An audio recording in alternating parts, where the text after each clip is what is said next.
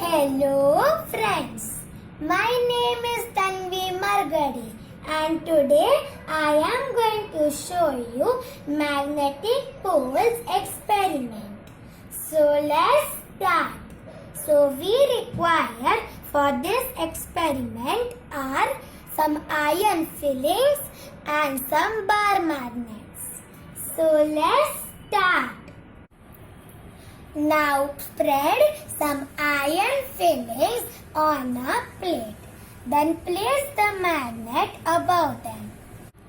I place the magnets on the iron fillings. Look, the iron fillings are only attracted to the poles. Do you know why this happened? Let's find out the logic.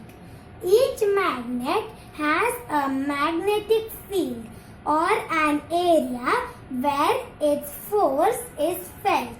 This field or area of influence is strongest at the poles.